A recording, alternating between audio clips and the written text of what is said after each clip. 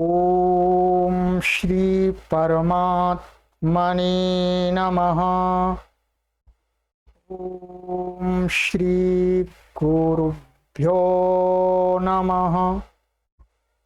ओम श्री ऋषिभ्यो नमः। ओम असतो मा सद्गमय तमसो मा ज्योतिर्गमय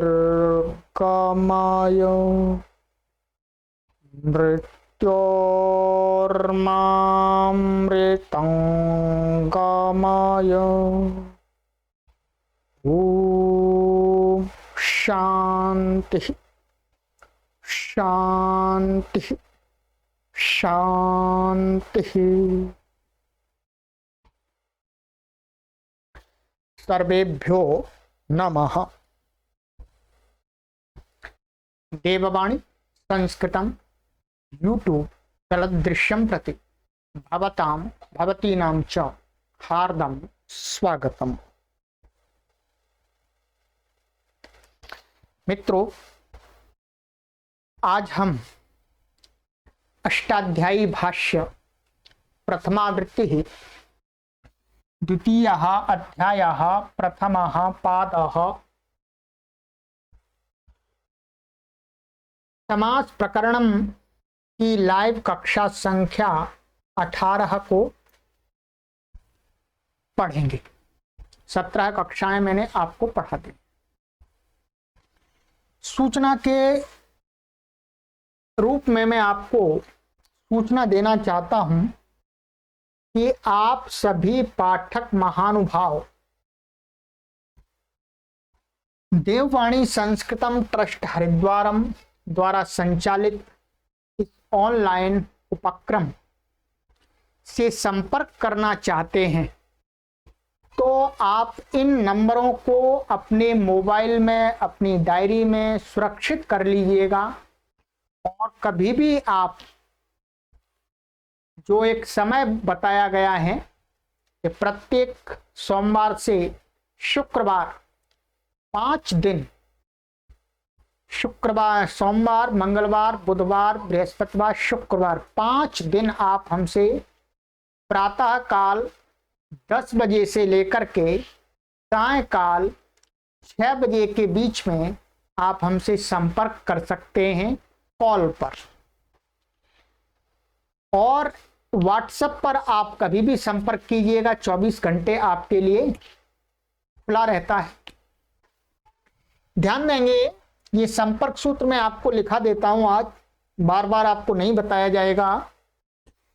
व्हाट्सएप नंबर देववाणी संस्कृतम ट्रस्ट हरिद्वारम के 2 अभी हमने चलाए हुए हैं, ठीक है, ध्यान दीजिएगा। व्हाट्सएप नंबर आपके लिए हमने चलाया हुआ है। एक नंबर ये चल रहा है व्हाट्सएप पर, एक ये चल रहा है।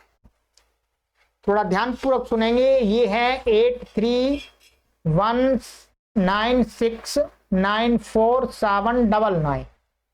ये व्हाट्सएप पर भी है और आप इस पर कॉल भी कर सकते हैं। और एक नंबर है व्हाट्सएप का आपका 9568। यहां ध्यान दीजिएगा, ऐसा ही नंबर एक दूसरा नंबर और है, उस पर व्हाट्सएप अब नहीं चलता है, परंतु ये वैसा ही नंबर है। यहां पर ये थोड़ा सा एक डिजिट का यहां पर चेंज है। यहाँ 9568104261 ये व्हाट्सएप नंबर है, इस पर आप कॉल भी कर सकते हैं, ठीक है। व्हाट्सएप पर हम आपको निवेदन करते हैं, रिक्वेस्ट करते हैं कि आप अधिकतर प्रायः प्रथमतया दृष्टि से आप व्हाट्सएप पर ही संपर्क कीजिएगा। आपको भी सुविधा है, हमें भी सुविधा है, ठीक है। परंतु यदि आप कॉल पर भी संपर्क करना चाहते हैं तो कॉलिंग नंबर भी आपको दिए जा रहे हैं। 2 नंबर तो ये आपके वही हैं, ऊपर वाले 2 नंबर तो ये कॉलिंग, इन पर कॉलिंग सर्विस भी आपके लिए उपलब्ध करा रहे हैं। और एक तीसरा नंबर है आपका यह नंबर, ये भी पहले व्हाट्सएप पर था, अब व्हाट्सएप पर ये बंद कर दिया है हमने, काफी परेशानी हमको यहाँ हो रही थी। तो परंतु ये कॉलिंग नंबर सबसे अच्छा है। यदि आप कॉल पर कुछ जानकारी चाहते हैं तो इन दोनों के बजाय आप इस पर संपर्क करेंगे तो आपका जल्दी संपर्क हो जाएगा कॉल के लिए। और व्हाट्सएप पर आपके ये 2 नंबर हैं ही पहले जो मैंने बता दिए, परंतु तीनों पर आप कॉल कर सकते हैं, तीनों को ट्राई कर सकते हैं और जानकारी जो भी लेना चाहते हैं आप प्राप्त कर सकते हैं। तो ये सूचना है, क्योंकि जब तक आप और हमारा विचारों का आदान प्रदान, सूचनाओं का आदान प्रदान नहीं होगा तो फिर ये अभियान आगे कैसे बढ़ेगा। तदर्थ आपको मैंने ये सूचना दी है, आप अपने नंबर ये लिख लीजिएगा, ठीक है। 3 नंबर हैं, 2 व्हाट्सएप पर काम कर रहे हैं और कॉलिंग पर तीनों नंबर काम कर रहे हैं। परंतु हम आपसे यही निवेदन करेंगे कि यदि आप कॉल करना चाहते हैं तो इस वाले नंबर पर कीजिएगा। अच्छा, यहाँ पर सॉरी, ये थोड़ा यहाँ पर ध्यान दीजिएगा, देखिएगा बताते बताते भी यहाँ कितनी बड़ी गलती हो जाती है कभी। ये वास्तव में ये तो समान हो गया, यहाँ पर 82 लिख लीजिएगा, सॉरी क्या लिखना है आपको, 82 ये वाला नंबर लिख लीजिएगा, ये इसको करेक्शन कर देंगे। ये नंबर है कॉलिंग नंबर वास्तव में 9582104261, ठीक है। तो ये 3 नंबर आप अपनी मोबाइल में अथवा डायरी में सुरक्षित कर लीजिएगा। चलिएगा अब कक्षा पर चलते हैं मित्रों। हाँ, गत कक्षा में मैंने आपको अव्ययी भाव समास पूरा कंप्लीट करा दिया है, अब उस पर चर्चा नहीं करेंगे, परंतु बीच बीच में कहीं कुछ विषय आएगा तो चर्चा कर लेंगे और ध्यान देंगे इन अव्ययी समासों का सभी का आपका जो अच्छा अभ्यास कहाँ होगा, जब आप साहित्य पढ़ेंगे तब। साहित्य पढ़ते रहिएगा, मैंने भी साहित्य पढ़ाता हूँ, पंचतंत्र आदि आपको और हितोपदेश आदि, उसमें आपको इनका अभ्यास करने का अवसर प्राप्त होगा। चलिएगा अब आज से हम एक नया समास आरंभ कर रहे हैं। 21वां सूत्र है तत्पुरुषाः, ठीक है। तत्पुरुषाः, ये तत्पुरुष संज्ञा नाम रखा जा रहा है, ये संज्ञा सूत्र है और ये अधिकार सूत्र भी है। ये सबसे बड़ा मतलब समास का प्रकरण में सबसे बड़ा समास है तत्पुरुष समास, ठीक है। ये जो तत्पुरुष समास है ये कहां तक चलेगा, यहां से लेकर के प्रथम पाद का 21वां सूत्र है और ये आपका चलेगा यहां तक, ये पूरा चलेगा, पहला पाद पूरा जाएगा 71 तक और दूसरे पाद में भी आपको मैं दिखा देता हूं। दूसरे पाद में यहां तक 22 तक यहां तक जाएगा, फिर इसके बाद में बहुब्रीहि समास चालू होगा और दूसरा समास। तो ये सबसे बड़ा समास प्रकरण में तत्पुरुष समास है। इसके कई भेद जो मैंने आपको पहले पढ़ाए हुए हैं तो वो इसी के अंतर्गत आएंगे, ठीक है। चलिएगा अब पढ़ना आरंभ करते हैं क्रम से, ठीक है।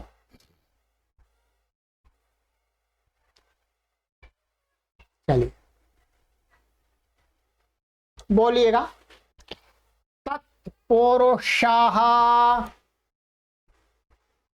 तत्पुरुषाः प्रथमा व्यक्ति एकवचनांतम,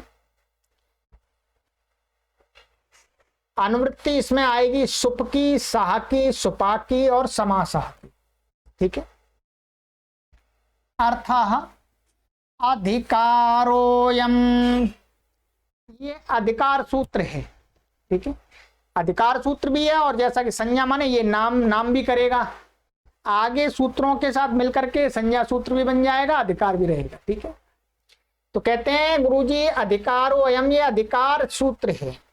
इतो ग्रे यः समासः सा तत्पुरुष संज्ञको भवतीति वेदितव्यम्। द्वे द्वे द्वे द्वे इति यावत्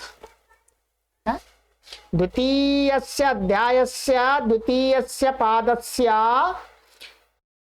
22 तम सूत्रम यावत, माने दूसरे अध्याय के दूसरे पाद के 22वें सूत्र तक जाएगा ये, ठीक है।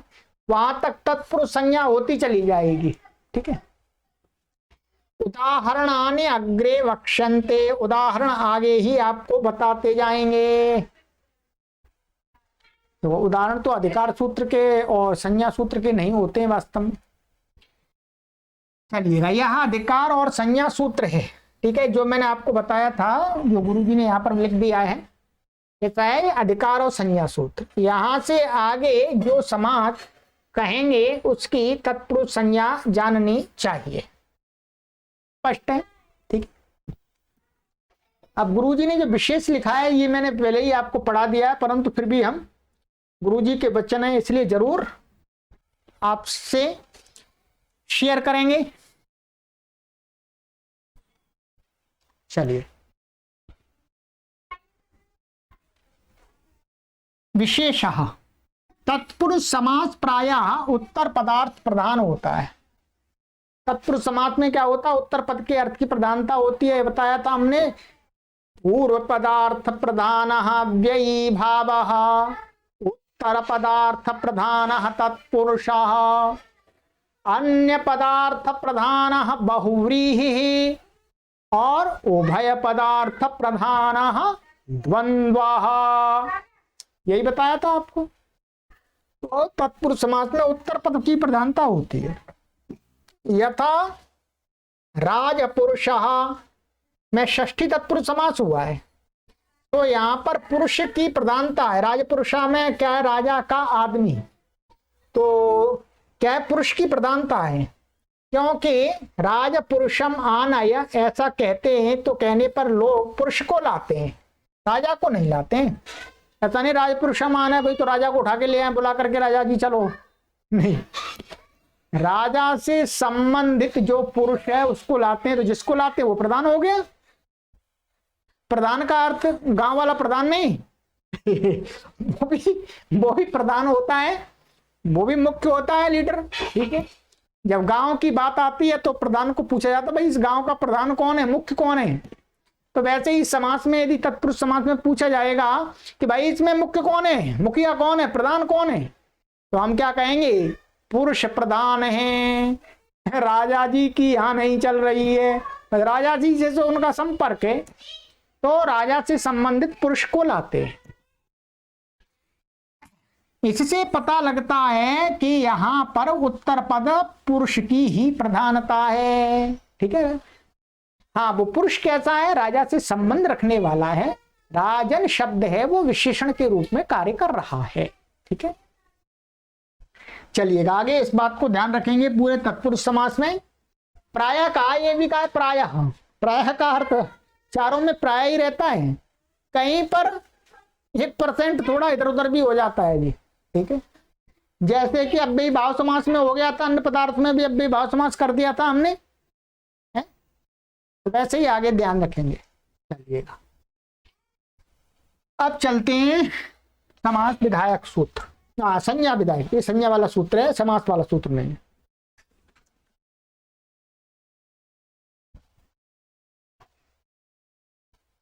द्विगुश्च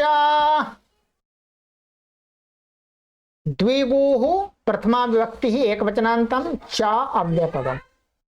अनुवृत्ति तत्पुरुष, अनुवृत्ति ऊपर से तत्पुरुष की आ रही है, ठीक है। इसमें विभाषा की अनुवृत्ति आ रही थी परंतु यहां पर नहीं आएगी, यहां पर कोई आवश्यकता इसकी नहीं है, ठीक है, क्योंकि समास विधायक सूत्र नहीं है, ये संज्ञा विधायक सूत्र है। जो विभाषा चलती है वो समास विधायक सूत्र में चलती है, ध्यान रखेंगे, है? नहीं तो आप कहेंगे विभाषा इसमें क्यों नहीं आ रही, तो ये संज्ञा विधायक सूत्र है, नाम रखने वाला सूत्र है, ये समास करने वाला सूत्र नहीं है। कहते हैं अर्थ द्विगु समास तत्पुरुष संज्ञको भवति। कहते हैं जो द्विगु समास है, द्विगु समास आगे आपको बताया जाएगा, इसी तत्पुरुष के अंदर एक द्विगु समास भी है? तो द्विगु समास की क्या है एक नाम और रख रहे हैं तत्पुरुष, तत्पुरुष संज्ञको भवति। द्विगु समास क्या होता है? तत्पुरुष संज्ञक होता है। संज्ञा सूत्रमिदम, ये संज्ञा सूत्र है, नाम रखने वाला सूत्र है, पंडित जी है ये। उदाहरण दिए, पंचराजम, दशराजम, द्व्यः, त्रयः, पंचगवम, दशगवम। ठीक है, ये सूत्र विशेष है, इसको ध्यान से सुनिएगा, इधर उधर मत ध्यान दीजिएगा। ये आप स्किप भी कर दिया आपने इस वीडियो को तो आप बहुत बड़ा नुकसान कर लेंगे। ठीक है, अब आपको ये समझना है, उदाहरणों की बात तो हम बाद में करेंगे सिद्धियों की, पहले सूत्र पर विचार करना। देखिएगा, सबसे पहले तो ये देखना पड़ेगा कि द्विगु समास कौन से सूत्र से होता है, द्विगु नाम किस सूत्र से रखा गया है। तो इसके लिए जब हम देखते हैं कि द्विगु नाम रखा गया है, तो द्विगु नाम रखने वाला जो सूत्र है मित्रों, वो ये सूत्र है। कौन सा सूत्र है बोलो? ये सूत्र है संख्या पूर्वो द्विगु। ये इसी पाद का, दूसरे अध्याय के प्रथम पाद का 51वां सूत्र है, 51 नंबर का सूत्र है। ठीक है, अभी इसका अर्थ बताऊंगा। संख्या पूर्वो द्विगु, ये क्या करता है? ये इससे ऊपर जो समास है, तद्धितार्थोत्तर पद समाहारे च, देगा। इस सूत्र से जो समास होता है, उस समास में यदि संख्यावाची पद पूर्व में है तो उस समास की क्या हो जाती है? इससे जो समास हुआ उसकी क्या हो जाती है? संख्या पूर्व वाले की द्विगु संज्ञा हो जाती है। और ये कौन सा समास करता है बोलो? तत्पुरुष समास करता है। क्या करता है बोलो? तत्पुरुष समास करता है। अब यहां पर चलिएगा, इनका मैं आपको अर्थ दिखाता हूं, पहले फिर बात करेंगे। ठीक है, इनका अर्थ देखिएगा। ये सूत्र हैं दोनों, तद्धितार्थोत्तर पद समाहारे, और इसी के आगे है 51वां सूत्र है आपका, संख्या पूर्वो द्विगु। ठीक है, पहले इसको देख लेते हैं, फिर उसको देखेंगे। ये क्या कहता है? अर्थ, तद्धितार्थोत्तर पद समाहारे इत्यत्र संख्या पूर्वो यह समासः द्विगु संज्ञको भवति, पूर्व सूत्रस्यायं शेषः। ये वस्तुतः पूर्व सूत्र का ही शेष है, माने उसकी बात को पूरा करता है। क्या कहा? तद्धितार्थोत्तर पद, तद्धित के अर्थ में, उत्तर पद के में परे रहने पर, अथवा समाहार अर्थ में, तो ऊपर वाले सूत्र ने जो समास किया है, तो उसमें यदि संख्यावाची पूर्व पद का समास हुआ है तो उसका क्या नाम रख जाएगा बोलो? द्विगु। क्या? द्विगु। अच्छा जी, अब ऊपर वाले को देख लेते हैं, वो क्या करता है। आइएगा,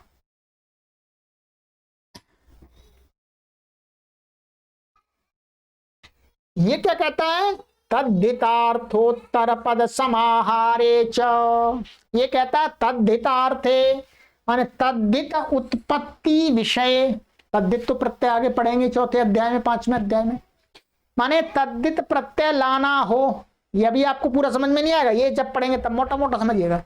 तद्धित प्रत्यय आने वाला हो उस विषय में, अथवा उत्तर पदे च परता, अथवा उत्तर पद परे रहते, माने 3 पदों का जब समास होता है तो उसमें एक उत्तर पद बनता है। ठीक है, उत्तर पद के परे रहते, अथवा समाहारे चाभिधे, माने समाहार माने समूह रूप के अर्थ की प्रतीति हो रही हो तो कहते हैं दिक् संख्ये सुबंते, माने दिशावाची अथवा संख्यावाची सुबंत, समर्थेन समानाधिकरण वाचिना, माने समर्थ समानाधिकरण वाची अन्य सुबंत के साथ विकल्प से समास को, माने सुबंतेन सह विभाषा समस्येते तत्पुरुषश्च समासो भवति, समास को प्राप्त हो जाते हैं।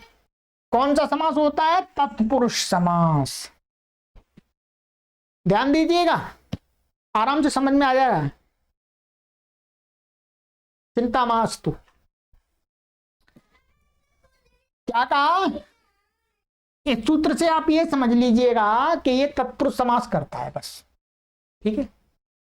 इसने तत्पुरुष समास किया और इसी तत्पुरुष का यदि इसमें संख्यावाची शब्द आ जाते हैं, जैसे पंचनापिति ही, पंचकपालः, ठीक है, दिशावाची को छोड़ दीजिए, संख्यावाची शब्दों का समास होगा, तो इसी तत्पुरुष का दूसरा नाम क्या रख रहे हैं? बोलो, द्विगु। द्विगु रख रहे। अब आपको ये विचार करना है यहां पर कि देखिए, तत्पुरुष समास ऊपर वाले सूत्र से हो गया, द्विगु इससे हो गया है। अब उस सूत्र की क्या आवश्यकता? किसकी? जिसको हम पढ़ रहे हैं। किसको पढ़ रहे हैं?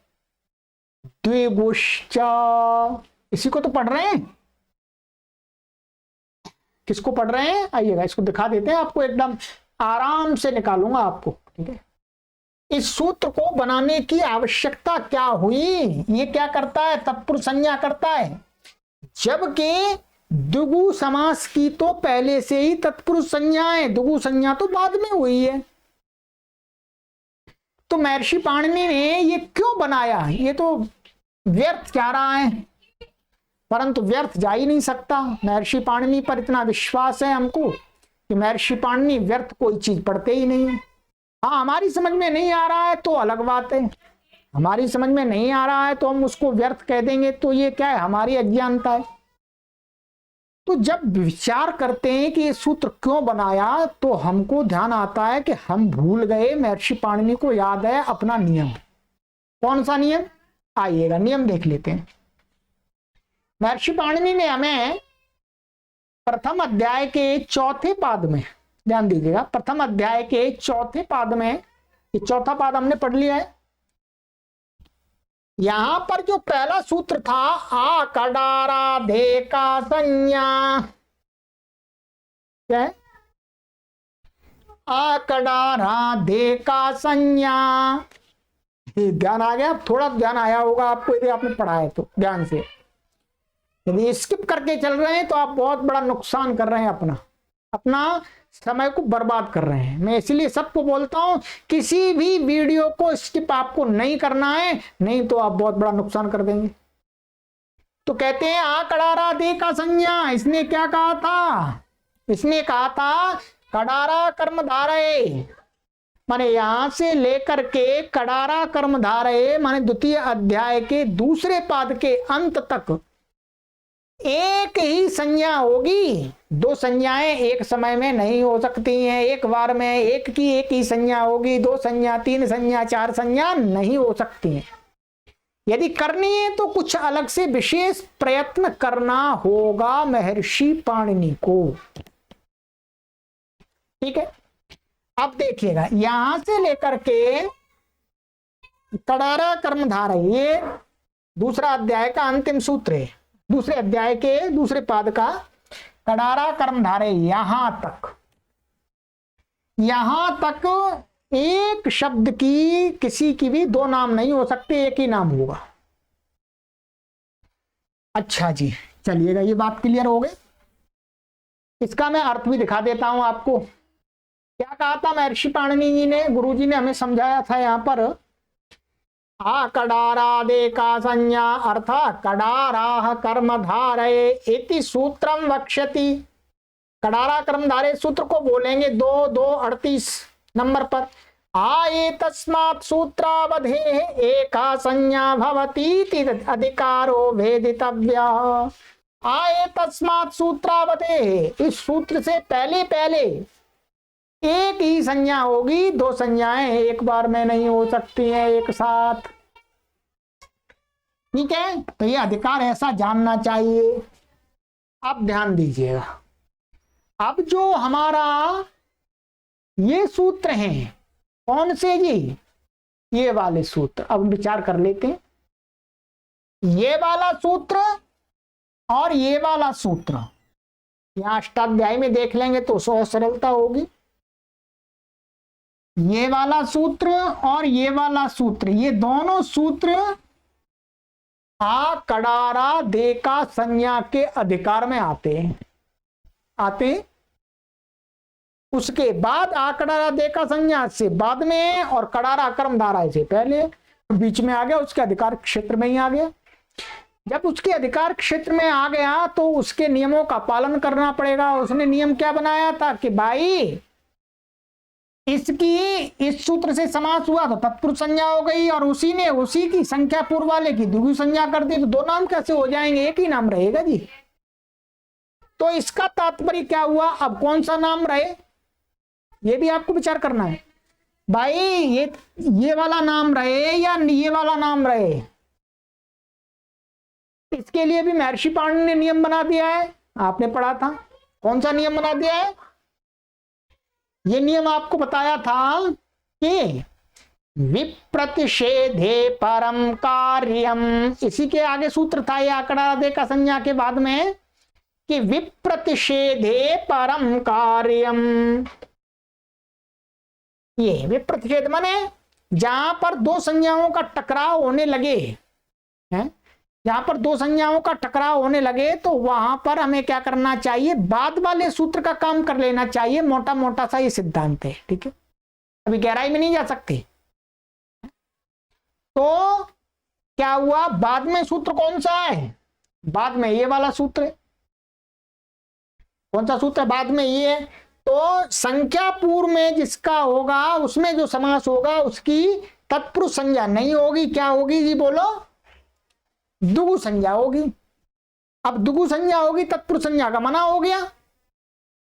इसने जिसकी दुगु संज्ञा कर दी उसकी तत्पुरुष संज्ञा नहीं हो पाएगी, अब नहीं हो पाएगी, परंतु हमें चाहिए।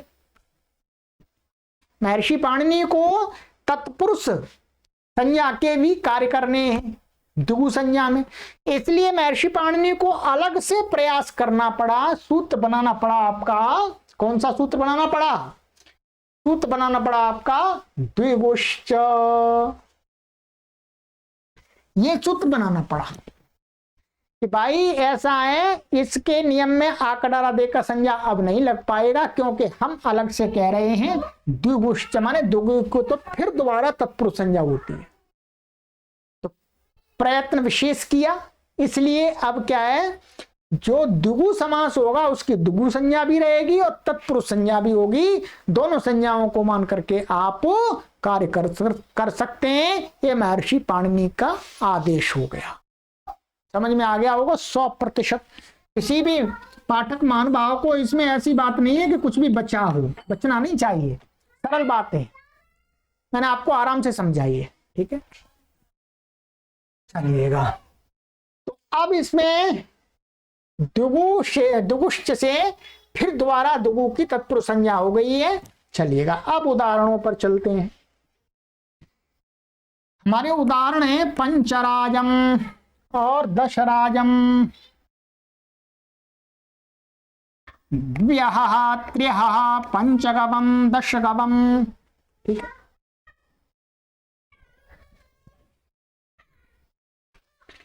अब चलिएगा, आप सिद्धि करते हैं। पीछे परिशिष्ट में गुरुजी ने सिद्धि दी है, क्या दिए, पीछे परिशिष्ट में आप देखेंगे यहाँ पर पीछे जो पुस्तक में द्वितीय अध्याय परिशिष्टम में ये पीछे सिद्धि दी है, इसकी यहाँ सहायता मिलेगी आपको, ठीक है। और मैं आपको बताता हूं, ये है द्विगुश्च, सिद्धि है पंचराजम। पहले पंचराजम का अर्थ होता है 5 राजाओं का समुदाय, ठीक है। इसका लौकिक विग्रह करेंगे तो कैसे करेंगे, पंचानाम राज्यम समाहारः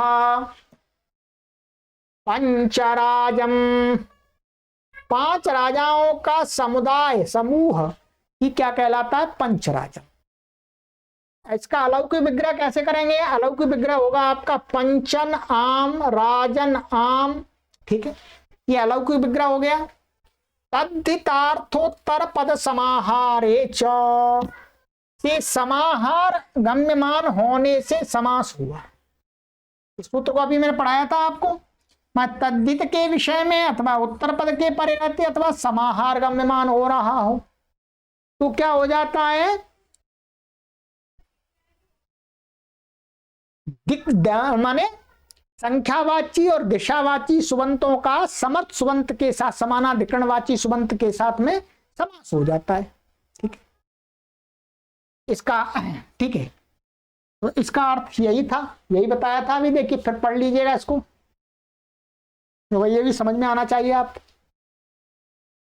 क्या कहा, तद्धितार्थे माने तद्धितार्थे का अर्थ है तद्धितोत्पत्ति विषय, तद्धित प्रत्यय की उत्पत्ति करनी हो ऐसा विषय आगे चल के उपस्थित हो रहा हो तो पहले ही समास हो जाता है। ये बात अभी नहीं है हमें। उत्तर पदे च परता और उत्तर पद के परे रहती, ये भी बात अभी उदाहरण में हमारे लिए नहीं चाहिए। समाहारे च विदे, और समूह गम्यमान हो रहा हो, समूह कहा जा रहा हो तो यहां पर हमने समाहार अर्थ किया है। तो ये वाले अर्थ में कौन, दिक् संख्ये सुबंते मान दिशावाची और संख्यावाची जो सुबंत हैं तो समर्थेन समानाधिकरण वाचिना सुबंतेन मान समर्थ समानाधिकरणवाची में दोनों का समानाधिकरण एक ही होना चाहिए। ठीक है, विशेष विशेषण के रूप में। तो विभाषा समस्येते विकल्प से समास को प्राप्त होते हैं और वो तत्पुरुष समास होता है। ठीक है, तो अब देखिएगा, अब यहां पर क्या हुआ, ये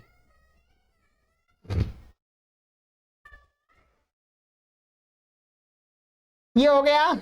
तो समाहार गम्यमान होने पर इसमें समास हो गया, इस सूत्र से समास हो गया। समास होने पर कृत तद्धित समासाश्च सुपो धातु प्रातिपदिकयो से लुक हो गया।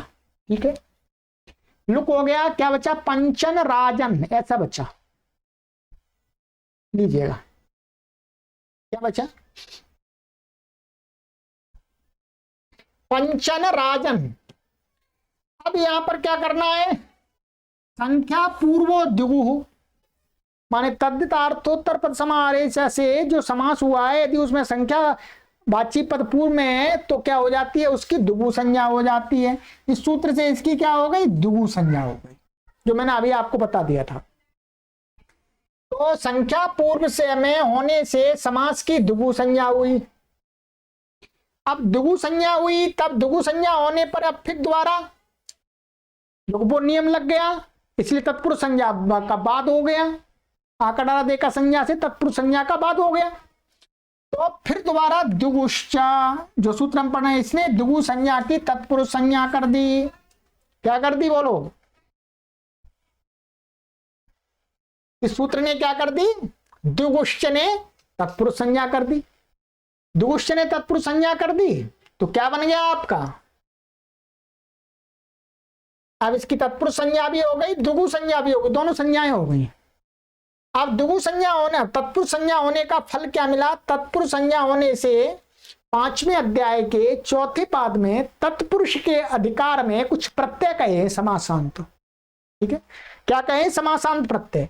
राजा सखी भ्यष्टच 5-4-91 से राजन अंत वाले प्रातिपदिक को तत्पुरुष समास में समासांत टच प्रत्यय हो गया। इसका मैं अर्थ दिखाता हूं, चलिए अर्थ देखिएगा। पहले ये सूत्र है राजा सखी भ्यष्टच। ठीक है, राजा सखी भ्यष्टच 5-4-91 माने 5-4-91। देख लीजिएगा अष्टाध्यायी खोल के, प्रथमावृत्ति खोल के। ये क्या कहता है, इसमें ऊपर से तत्पुरुषस्य की अनुवृत्ति आती है। आप देख रहे हैं तत्पुरुषस्य की अनुवृत्ति आ रही है। ठीक, और समासांता की अनुवृत्ति आती है, तद्धिता की अनुवृत्ति आती है, ज्ञाप प्रातिपदिकात की आती है, प्रत्यय परश्चय आती है। मुख्य रूप से आपको अभी देखना है केवल और केवल ये तत्पुरुषस्य, तत्पुरुष संज्ञा का प्रयोजन घटाना है हमको ये। ठीक है, चलिए अब इसका अर्थ देखिएगा। पहले अर्थ हम बात कर लेते हैं एक बार। अर्थ, राजन आहन सखी इत्येवमन्तात् तत्पुरुषात् टच प्रत्ययो भवति समासांत। माने राजन शब्द अंत में है जिसके, अथवा अहन शब्द अंत में है जिसके, अथवा सखी शब्द अंत में है जिसके, ऐसे तत्पुरुष समास समस्त पद से, तत्पुरुष संज्ञा वाले समस्त पद से क्या है, टच प्रत्यय हो जाता है। टच, एक तो टच को छूना, छूना नहीं, टच प्रत्यय है ये ठीक है, टच प्रत्यय है ये।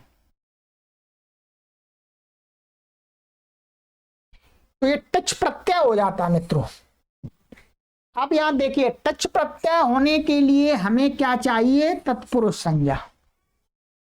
इसलिए द्विगुश्च सूत्र बनाना पड़ा महर्षि पाणिनि महाराज जी को। ठीक है, नहीं बनाते महाराज जी तो फिर कैसे करते। तो टच प्रत्यय हो गया। चलिएगा आगे चलते हैं, बात को आगे बढ़ाते हैं।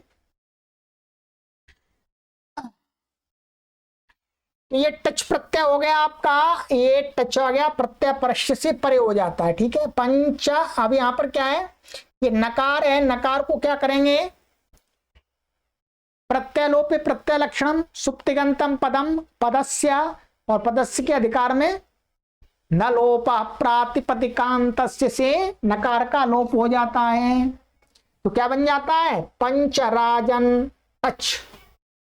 अब यहां पर टच की क्या, हलंत्यम तस्य लोपा दर्शनम लोपा, चुटू तस्य लोपा दर्शनम लोपा, क्या बचता है, अबचता है, ये अबचता है।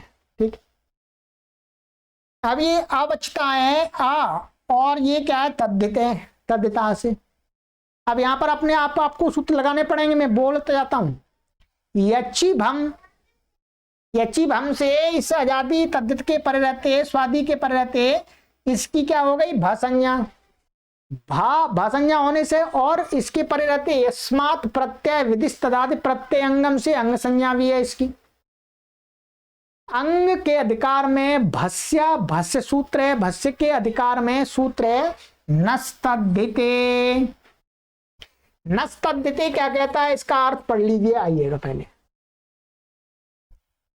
नस्तद्धिते है 6-4-144।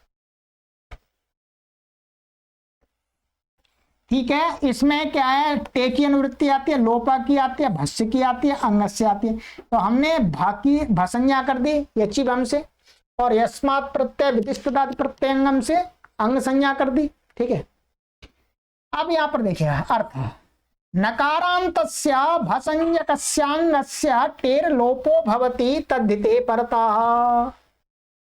क्या कहा, नकारांतस्य भसंज्ञकस्य, भसंज्ञक नकारांत जो भसंज्ञक शब्द है और उसकी अंग संज्ञा भी है, उसके टी भाग का लोप हो जाता है यदि बाद में कोई तद्धित प्रत्यय परे हो तो। ये बात यहां पर घटित हो रही है आपकी, ये बात आपकी यहां पूरी घटित हो रही है। देखिएगा ये क्या है, ये तद्धित है और ये नकारांत है, पूरे की भसंज्ञाएं, अंग संज्ञा भी है, तो नस तद्धिते से टी का लोप प्राप्त हो गया। टी क्या होती है, तो महर्षि पाणिनि ने हमें पहले ही बता दिया, अचोन्त्यादि टी, अचाम मध्येयो अंत्य अच स आदिरेयस्य समुदायस्य स समुदायः टी संज्ञको भवति। तो वो टी संज्ञक हो गया।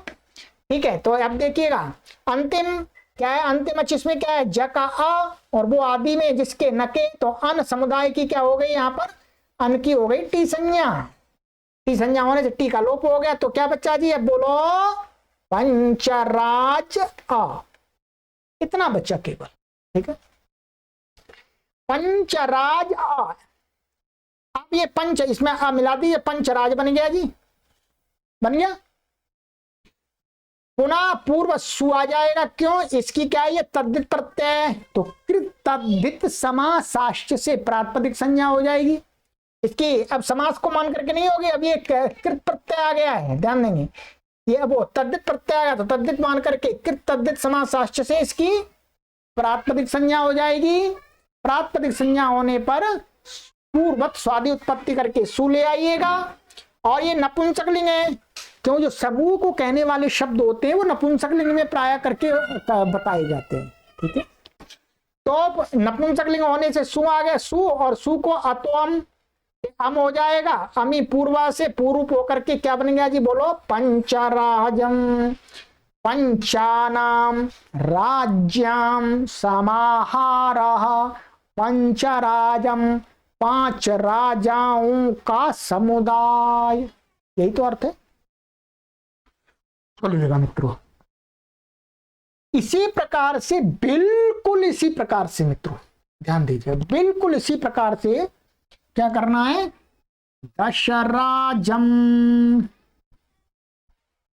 दशराजम, दशराजम 10 राजाओं का समूह, सभी सूत्र यही लगेंगे, केवल पंच की जगह विग्रह में क्या कर देंगे, दशानाम राज्याम समाहारः, 10 राजम, 10 राजाओं का समूह।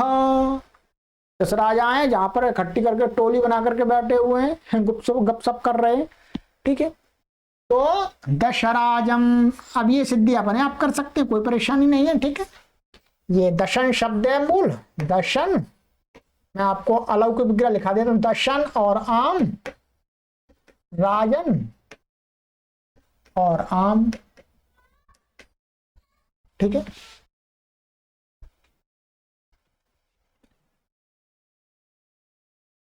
ठीक है, अब दिख रहा है आपको पूरा आपको दिखाना बहुत जरूरी है जी।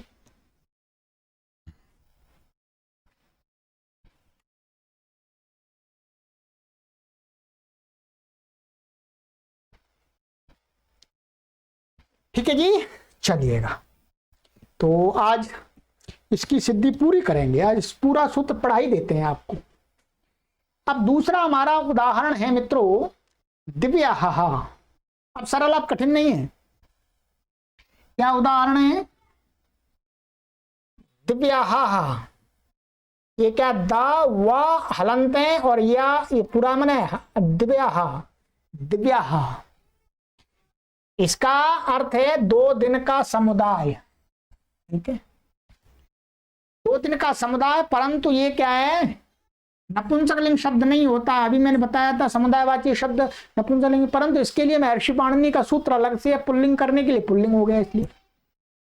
तो द्वे आहनि समाहृते दिव्याः, माने 2 आहनि माने 2 दिनों का समूह, 2 दिन माने इकट्ठा करके बताना भाई। ठीक है, द्व्याः माने 2 दिन के बाद काम कर लेना, तो द्व्याः बोल देंगे हम। ठीक है, ये तो लौकिक विग्रह हो गया। अलौकिक विग्रह कैसे करेंगे, द्वि आउ आहन आउ। ठीक है, पूर्ववत समास हो जाएगा, सारे समास वही हो जाएगा, किससे, तद्धितार्थोत्तर पद समाहारे च से समास हो गया, संख्या पूर्व दुगु से दुगु संज्ञा हो गई, और तद्धित समास सुपोधात प्राप्त इनका लुक हो गया।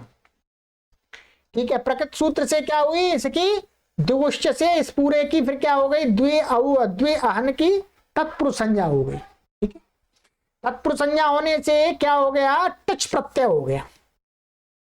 उसी सूत्र से टच प्रत्यय होगा, क्योंकि राजा असक वष्टच उसमें आहन शब्द भी पड़ा हुआ है। ठीक है, तो टच प्रत्यय हो गया। मैं दिखा देता हूं, यहां पर पड़ा हुआ था ये राजा सक वष्टच, यहां पर आहन शब्द भी है, तो आहन अंत में, तो आहन अंत आ गया, तो इससे भी टच प्रत्यय हो गया। और तत्पुरुष चाहिए, तो दुगुष्ट से तत्पुरुष संज्ञा हो गई, और संज्ञा होकर के क्या हुआ, ये टच प्रत्यय होगा, प्रत्यय परश्य से परिवार, द्वि आहन टच ऐसा हो गया। इसकी पूर्वत संज्ञा हो जाएगी और भसंज्ञा हो जाएगी, अंग संज्ञा हो जाएगी पूर्व के समान। भस्य के अधिकार में सूत्र वही है, नस तद्धिते।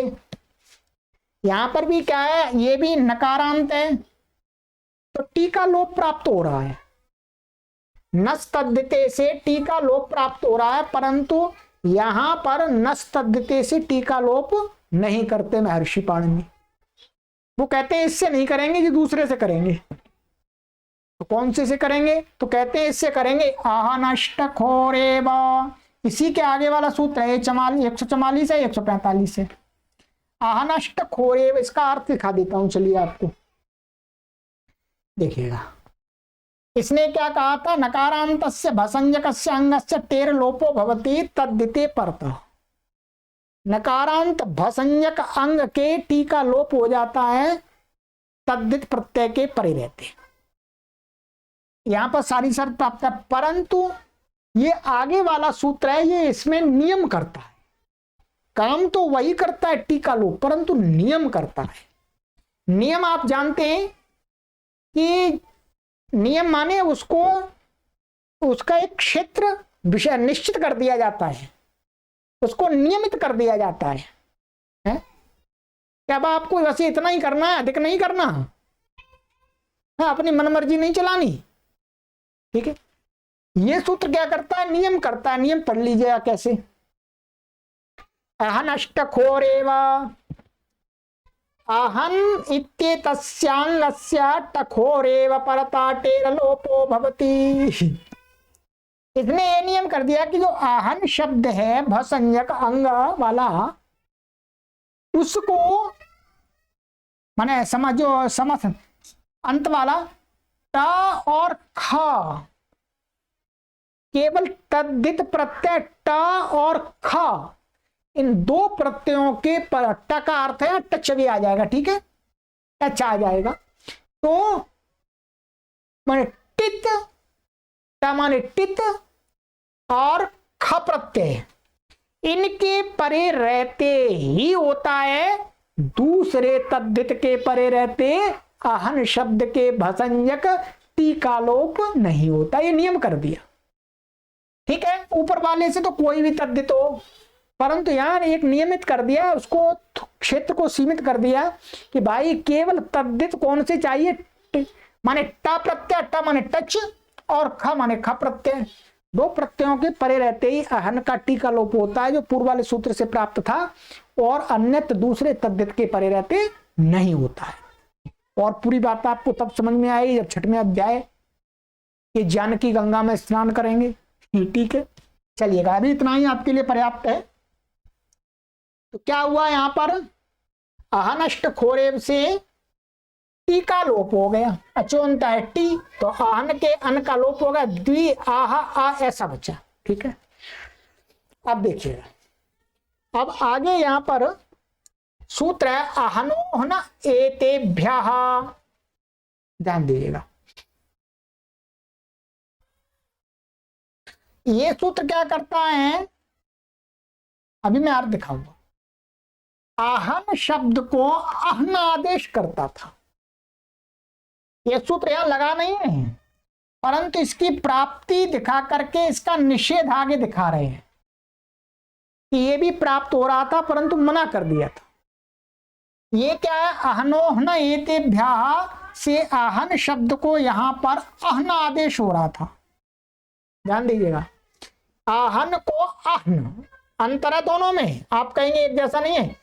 एक शब्द है यहां पर आहन और दूसरा शब्द है आहन, ये हा हलंत और न ऐसा, ठीक है। मन आहन को, ये षष्ठी का रूप है, आहन को आहन आहन, ये आदेश प्राप्त हो रहा था, माने अकारांत आदेश प्राप्त हो रहा था, नकारांत को अकारांत, और ह का आ हट करके न के पीछे आ रहा था।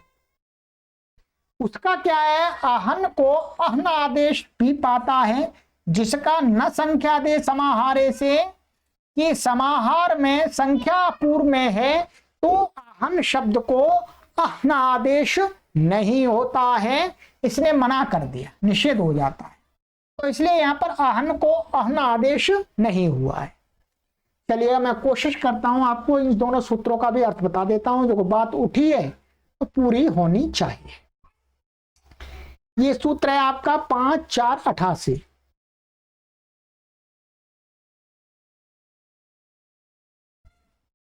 क्या है, अहनोहन एतेभ्यः, अर्थ पढ़ लीजिए केवल, एतेभ्यः अर्थात संख्या व्ययेभ्यः सर्वादिभ्यः उत्तरस्य अहन इत्येतस्य समासान्तो अहन इत्ययम् आदेशो भवति तत्पुरुषे समासे। माने संख्यावाची पूर्व में शब्द हो अथवा कोई अव्यय हो अथवा कोई सर्वादि गण का शब्द हो, सर्वादि गण का नहीं, या सर्वादि शब्द पड़े हुए ऊपर, और उससे उत्तर अहन को समासांत अहन आदेश होता है तत्पुरुष समास में। परंतु इसका मना कर दिया, इसको आगे यहां न संख्या दे समाहारे कि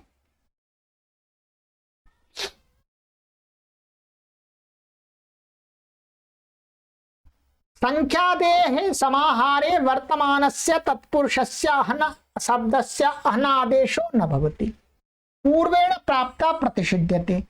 यदि संख्या आदि में और समाहार गम्यमान हो रहा है, ऊपर वाला तो सामान्य था परंतु इसने विशेष कर दिया, यदि समाहार गम्यमान हो रहा होगा और संख्या आदि में होगी और अहन बाद में होगा तो उस अहन को अहन आदेश नहीं होता है। अर्थात समाहार से भिन्न अर्थ में संख्या आदि में और बाद में अहन शब्द है तो उसको अहन आदेश हो जाएगा। यहां पर क्या है, समाहार में हम कर रहे हैं, यहां क्या कर रहे हैं मित्रों, यहां पर हमने क्या किया है, समाहार में किया है तो इसलिए इससे अहन आदेश नहीं होता है। अब ये बन गया आपका, क्या बना, द्वि आह आ, ऐसा बन गया। अब यहां पर क्या है, समुदाय को कहने के लिए सामान्यतः क्या होता, नपुंसक लिंग होता है, परंतु उसका अपवाद एक महर्षि पाणिनि का सूत्र है, रात्राह पुंसी 2-4-29। ये क्या कहता है, रात्र और आहन, और ये अभी मैं आपको इसका अर्थ पढ़ा देता हूं, चलिए ये देखिए, ये सूत्र है 2-4-29। ये कहता है अर्थ, रात्र आहन आह इत्येतेषां पुंस्त्वं भवति। ठीक है, माने रात्र शब्द अंत में आ रहा है अथवा अहन शब्द अहनय अथवा आहा, इनको क्या हो जाता है, पुल्लिंग हो जाता है। ये लिंग विधायक सूत्र है, पुंसी पुंस पुल्लिंग में होता है। तो अब इसको क्या हो जाएगा, या नपुंसक लिंग प्राप्त हो रहा था तो इससे पुल्लिंग हो गया, इससे क्या हो गया, पुल्लिंग वो भी होता है। और इको यणची से द्वि का ई को या हो करके क्या बन जाता है, द्व्याहा, ऐसा बन जाता है। ये आहा पूरा है इसलिए पुल्लिंग हो गया। ठीक है, और स्वादि उत्पत्ति कर लीजिएगा पूर्वत। ठीक है, कृतद्धित समासाश्च आदि लग करके तो क्या बन जाएगा, द्व्याहा। इसी प्रकार से आपको क्या करना है मित्रों, त्रीणि आहानि समाहृतानि त्रियः 3 दिनों का समुदाय। ठीक है,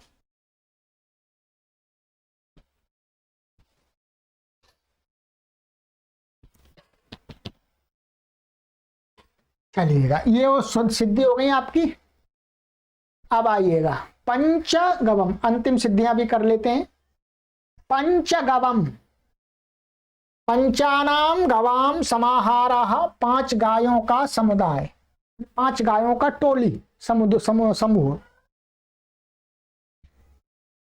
पंचन आम गौ गो आम, ये हो गया आपका अलौकिक विग्रह। पूर्वत सब कुछ हो जाएगा, तद्धितार्थोत्तर पर समारे से समास हो जाएगा, संख्या पूर्वों से दुगु संज्ञा हो जाएगी, दूष्ट से तत्पुरुष संज्ञा हो जाएगी, और कृतद्ध समासाश्च प्रातिपदिक संज्ञा हो जाएगी, सुपो धातु प्रातिपदिक से लुक हो जाएगा। सारा काम पूर्वत कर लीजिएगा। अब इसकी तत्पुरुष संज्ञा हो गई पंचन आम। ठीक है, क्या बनाइए,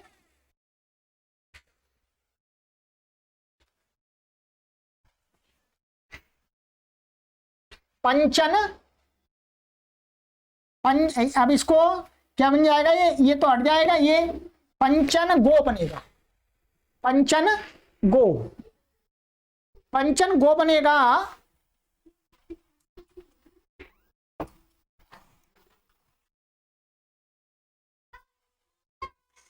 तो अब यहां पर क्या है, इसके नकार का पूर्व के समान लोप हो जाएगा, प्रत्यय लोपे प्रत्यय लक्षण सुप्तिगंतम पदम पदस्य और नलोपा प्रातिपदिकांत से नकालोप हो गया, तो क्या बना पंचगो। अब पंचगो ऐसा बन गया। अब यहां पर क्या तत्पुरुष संज्ञा होने के कारण द्विगुष्ट, जो हम सूत्र पढ़ रहे हैं, द्विगुष्ट सूत्र से तत्पुरुष संज्ञा हो गई। तत्पुरुष संज्ञा होने से गोर तद्धित लुकी 5 4 92 से समासांत टच प्रत्यय होता है। इसमें सूत्र दिखाता हूं, चलिए। यहां पर तत्पुरुष संज्ञा का लाभ क्या मिला, ये कहता है आपका गोर तद्धित लुकी 5 4 92 अर्थ गो शब्दांतात तत्पुरुषात् टच प्रत्ययो भवति समासांता सचेत तत्पुरुषात् तद्धित लुकी न भवति। ये कहता है कि गो शब्द अंत में है, जिस तत्पुरुष के उससे टच प्रत्यय होता है, समासांत का अर्थ होता है, उसी का अवयव बन जाता है। ठीक है, उसका अवयव बन जाता है। और कहते हैं सचेत तत्पुरुष, यदि वो तत्पुरुष जो समास हुआ है उससे तद्धित प्रत्यय आकर के लुक ना हुआ हो, तो लुक नहीं होना चाहिए, ये ध्यान देंगे। क्या लुक नहीं होना चाहिए, ये लुक वाली बात बाद में आपको समझ में आ जाएगी, बस यहां पर लुक नहीं हुआ है हमारा भी, तो टच प्रत्यय हो गया यहां पर इस सूत्र से। ये देखिएगा क्या हो गया, टच आ गया और टच का टकीत संज्ञा चकित संज्ञा पंच गो ऐसा बन गया। अब यहां पर कुछ भी नहीं है, एचो एवा यावा लग जाए, गो को अब हो जाएगा पंच गाबा, और ये समुदाय को कह रहा है इसलिए सु आ जाएगा पूर्व स्वादित्पत्ति करके, और अतोम से अम हो जाएगा, अमी पूर्व से पूर्व होकर के पंचगबम बन जाएगा। ठीक है, चलिएगा मित्रों, इसी प्रकार से आपको बना लेना है दशगवम की सिद्धि भी जाने। दशानाम गवाम समाहारः दशगवम, 10 गायों का समूह। ठीक है, ये आपको मैंने पूरा समझा दिया है। लगभग हमने 1 घंटे में एक सूत्र पढ़ लिया, परंतु ये सूत्र आपको 100% क्लियर होना चाहिए। सूत्र माने ये जो सिद्धि में लगे हुए हैं वो तो सूत्र जो आगे वाले 5वें अध्याय के उनकी बात नहीं कर रहा।